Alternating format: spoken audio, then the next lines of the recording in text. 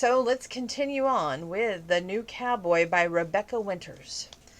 What page am I going to aim for tonight? Well, we're just going to have to take a deep seat and find out. Starting in at page 150. "Hi," she said in a quiet voice, closing the passenger door. She pulled off her gloves and turned to put them on the back seat. The sun had brought color to her cheeks. She fastened that sensational mane of the sable-colored hair at the nape, accentuating the classic oval shape of her face. Today she wore jeans and another snap-up western shirt, this time in yellow. His dream of being with her all the time was starting to come true. He'd do whatever he could to make it permanent. "I thought we'd eat at the park over in town." She avoided his eyes during the short drive. He parked the truck beneath some trees facing south toward the Beartooth Mountains. "I hope you're hungry. I brought ham and cheese sandwiches. After that wonderful dinner you served last night, you wouldn't think that I could be ready for another meal, but I am." He reached for the basket with their food in their thermos. "Coffee?" "Not right now, thanks." She took one of the sandwiches and wrapped the foil. "Any more signs of damage when you got here this morning?" She started making inroads on her sandwich. "No, thank heaven. How is that investigation coming?" "Very well, as a matter of fact." He brought her up to speed. "I'm going to catch who's ever doing this." Her chest rose and fell visibly. "I don't doubt it." She waddled up the foil in her palm. Zane finished off his cup and coffee and put everything back in the back seat. "Since you probably have to rejoin your group at the site before long, I'm anxious to hear what you've decided about us." And the next breath she turned against the door so she could face him. "There is no us, and there never can be." He'd been ready for that answer. "Because you're not in love with me?"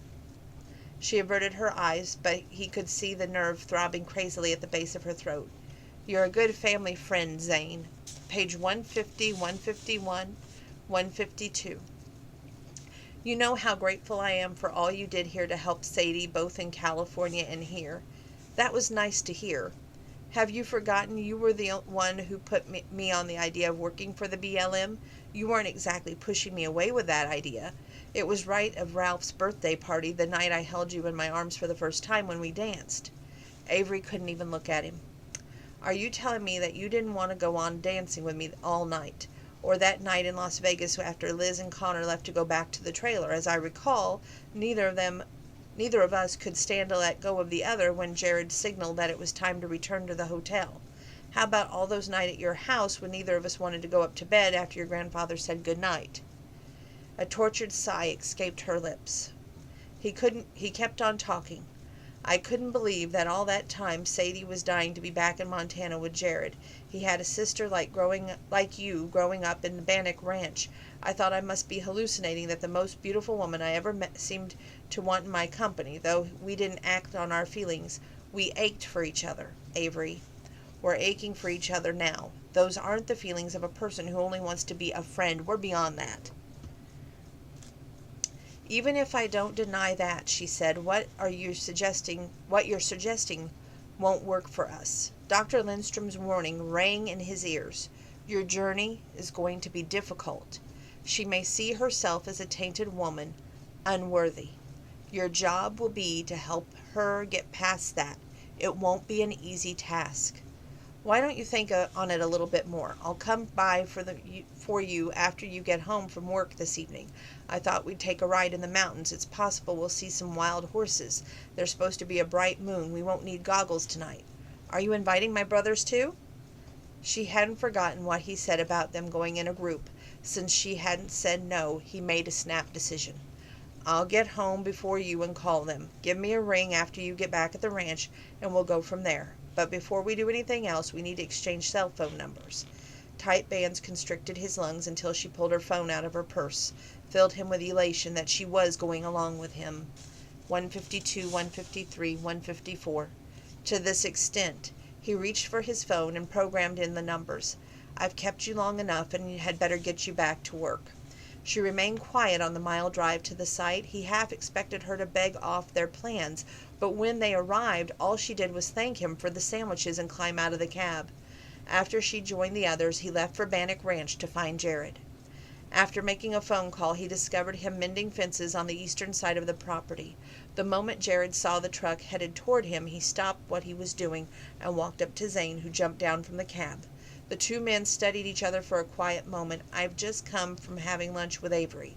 You need to know about something that happened the other night while we were at the dig site in the trailer."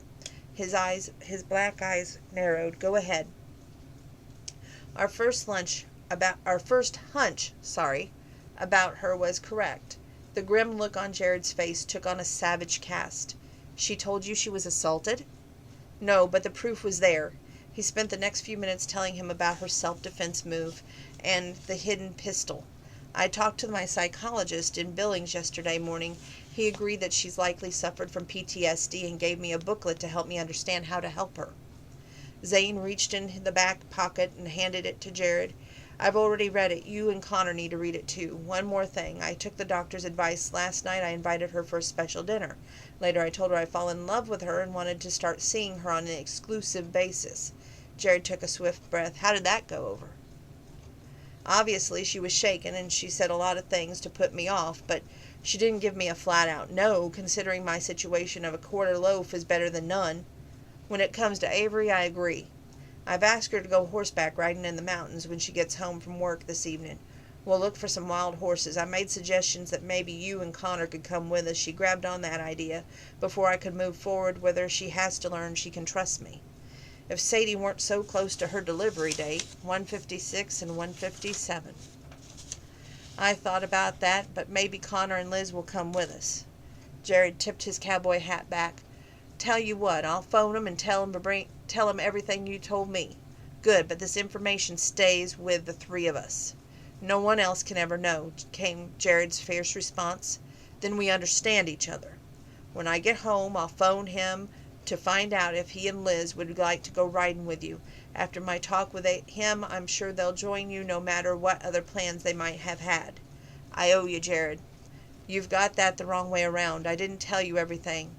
Uncle Charo told me when I confided in him about Avery. He said that through the Great Spirit, her imprisoned spirit would be freed by one with great vision who would have to follow it as the eagle seeks the deepest of the blue sky."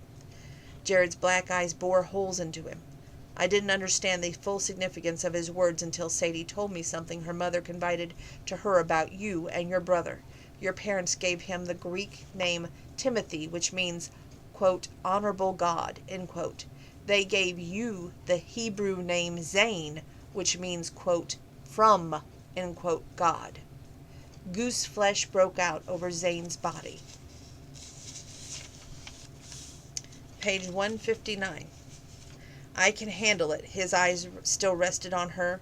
"It's incredible mystical up here, and a being with Zane and had filled her with an excess of energy. She never wanted this fun to end." They flew across Bannock property toward the barn.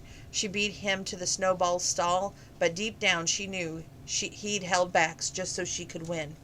Avery dismounted in a burst of laughter. He rode up to her with a killer smile of his, guaranteed to turn her heart over, looking down when he said, "Damn if you aren't a speed demon. I doubt I'll ever be able to get the best of you. You left the others in the dust." "Damn if you aren't a terrific liar," she fired back with a grin as she removed her horse's saddle and bridle. "Stryker's not even breathing hard." After putting everything in the tack room, she made certain that there was water and hay before she walked out of the barn. Zane followed alongside her, still astride his horse. "I'll accompany you to the house, then I'll head home."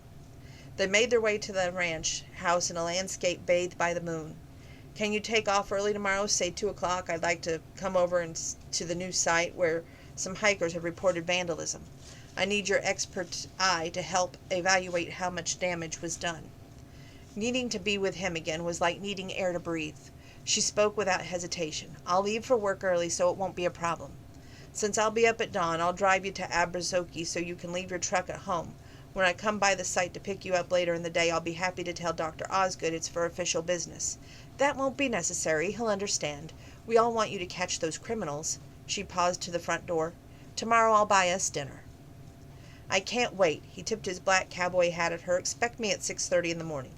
"I'll be ready." She slipped inside the house and raced up to her room, where she collapsed on the bed. Zane, the more wonderful what he was, the more terrified she was growing. A sense of doom enveloped her. He revealed his feelings for her, he revealed his feelings for her, and she told her about his painful divorce and his PTSD up front. To keep her secret from him now was the worst thing she could do. Tomorrow night on the way home, she'd tell him the truth. She didn't have a choice. Not when he opened his heart to her. It would be the very end of any relationship they might have had. But as Dr. Moser had said, there could be no foundation without honesty. Tragically, there would be no foundation once he knew the truth, winding up in a no-win situation. She'd known her destiny on the night that she'd been assaulted. That was the night that her life was changed forever. That was page 159, 160, 161, 162, 63, and 64. Oh, goodness. Let's get to page... Hold on.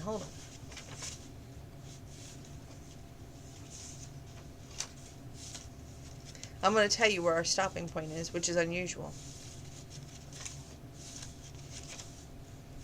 Good gravy.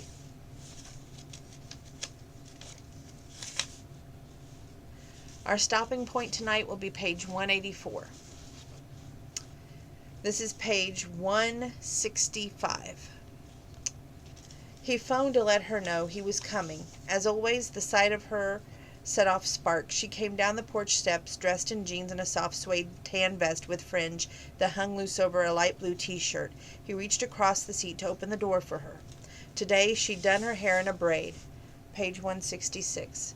Though he loved it loose, the pulled-back style showed off her gorgeous face. Their gazes met. "Hi," she said, sounding the slightest bit out of breath as she climbed into the cab. Her tiny glass earrings, shaped like buttercups, gave off glints of blue and green, with a center of gray that matched her incredible eyes. "Where did you get those earrings?" "On the reservation. They're made of diachronic glass." "Explain diachronic." "The artesian works of the composite of translucent glass." I can't say these big long words. I'm sorry, especially when I'm this tired. "When stacking layers with microlayers of oxides and metals, it causes the glass to shift to colors." "Nice," he whispered. "They're unusual." Just like Avery herself, he backed around and they headed for Aberzoki. "How's Ralph?" "Wonderful. I can't believe he's the same person from a year ago. This morning he ate a big breakfast and is going to drive up the pasture with Jared later on. The doctor has warned him not to overdo it, but I guess he's feeling good enough to get out like that." "Then he should." Zane nodded. "Your grandfather's work ethic would make it impossible for him to sit around if he's feeling well enough to leave the house." "You're right. He's always a human dynamo. Both of her grandfathers died. Oh, this is him, sorry. Both of my grandfathers died when I was young, so I hardly remember them. Yours has been spared to bring you and your brothers a lot of happiness. After my parents were killed in that lightning storm, I don't know what my life would have been without my grandparents." Yet not even her grandparents had been able to shield her from one of the worst atrocities a human could face. He had to suppress that sudden feeling of rage against the man who had attacked her, robbing her in a way that erased her trust in life, her joy. Zane doubted he'd ever be able to let go of his anger. That was 166 and 167. Moving forward, 174. By the time they left the mountains, the rain had stopped. He drove directly to the ranch, but when he started to turn onto the road leading to her ranch house, she spoke up. "Do you mind if we go to your house first? I need to talk to you and don't want to disturb my grandfather." Nothing could have made him happier. "Are you sure?" "That's my question for you. I know you're hungry since I promised you dinner on me. How about I make you an omelet after the way you helped me earlier tonight? I owe you." Once they entered the house and had freshened up, they made dinner together. When he suggested she removed her suede vest to let it dry, she said she was fine and for him not to worry about it. Zane let it go for now. That shock was wearing off. He didn't want to do anything that would make her run. She let him hold her tight without flinching, a far cry from what happened in the trailer.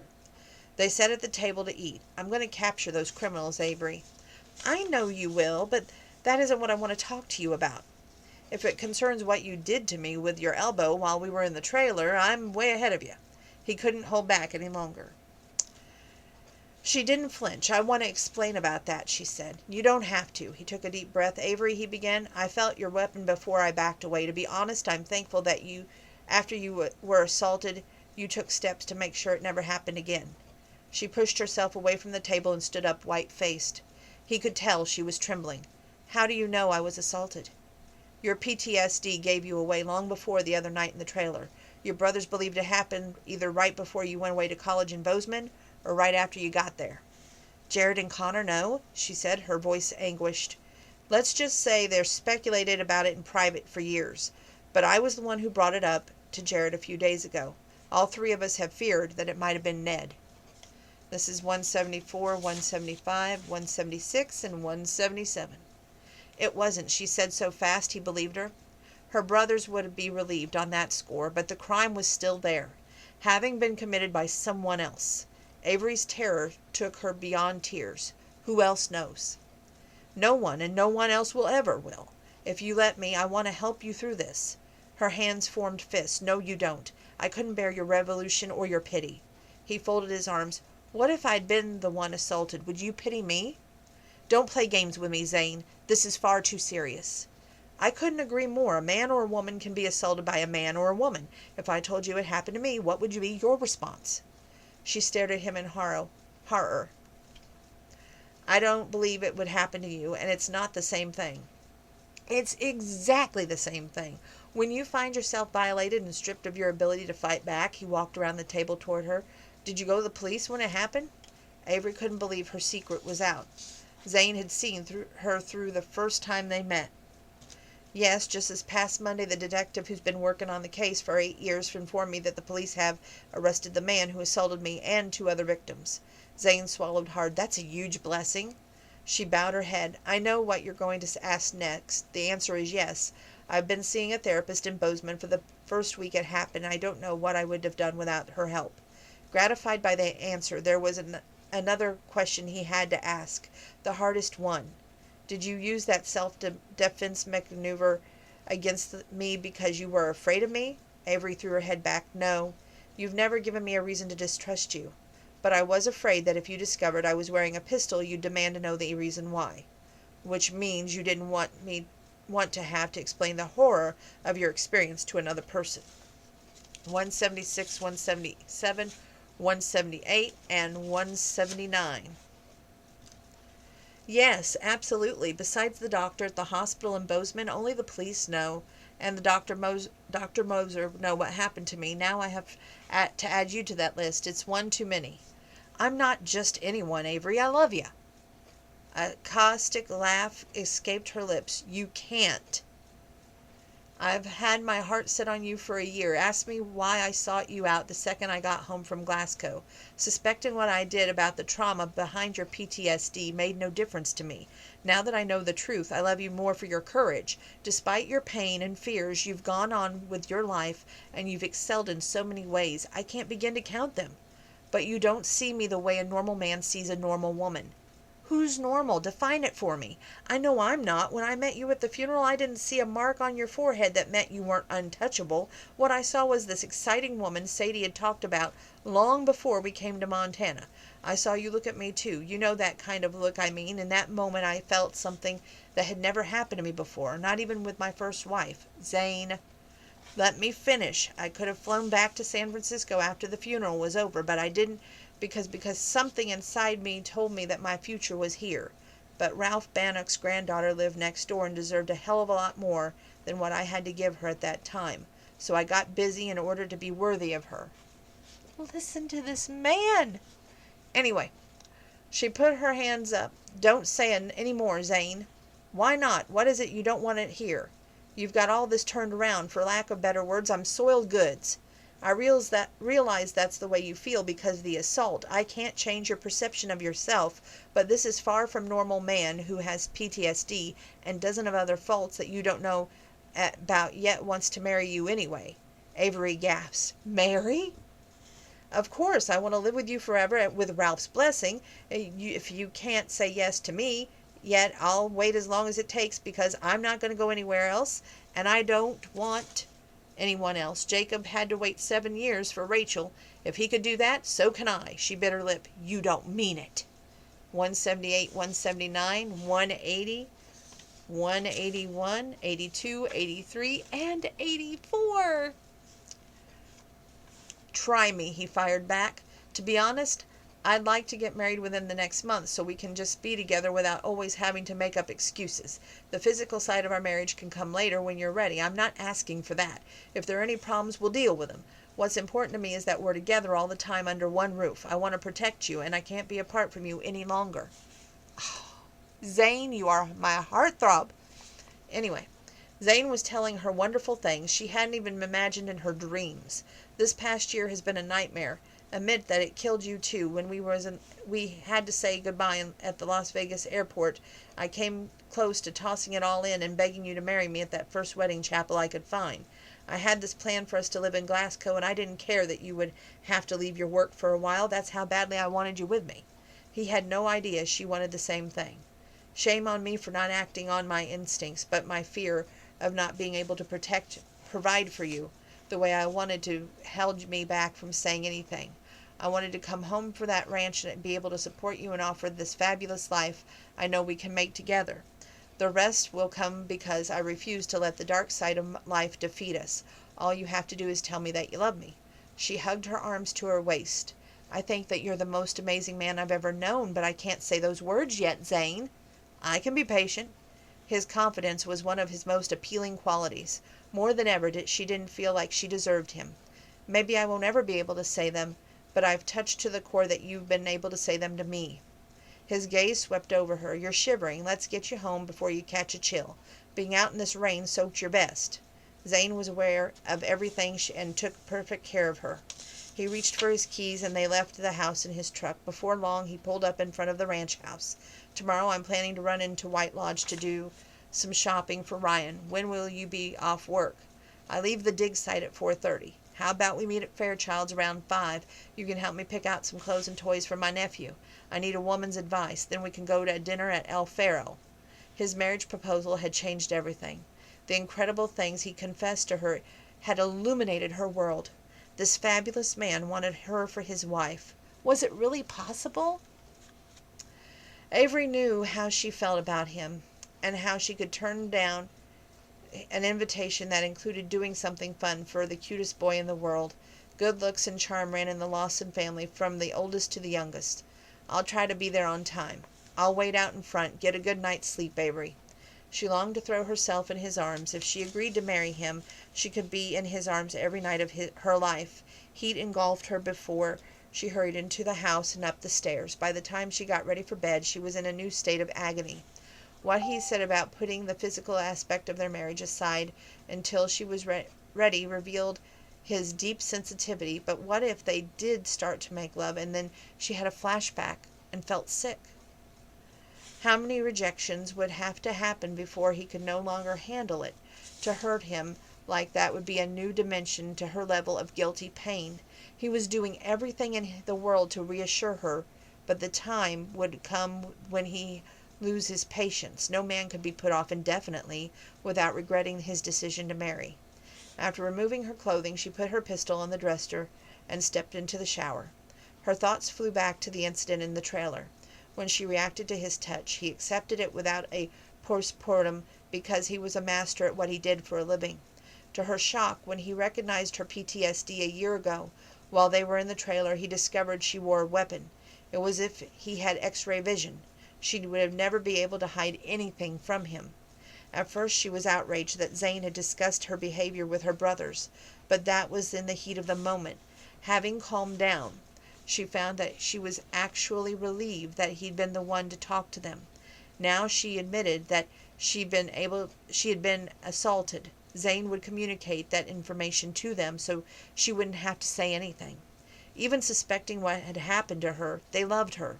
She always felt their love. Her love for them was greater than ever because they'd never invaded her space, never pressured her or made her uncomfortable. Zane, on the other hand, had forced the issue into the open, with that forthright manner of his. His excuse that he wanted to marry her was still too incredible for her to comprehend. He hadn't even kissed her yet. Yet how many times had she wanted to feel his mouth on hers while they had been dancing? He had been right about them aching for each other. Oh, Zane. Avery wanted to marry him, but it just could end up in disaster. Good stuff right there. We're going to start on page 187 tomorrow. So that's a short book update tonight. We're getting there. It just takes time. And y'all love my book reviews. So see you tomorrow night. Love you.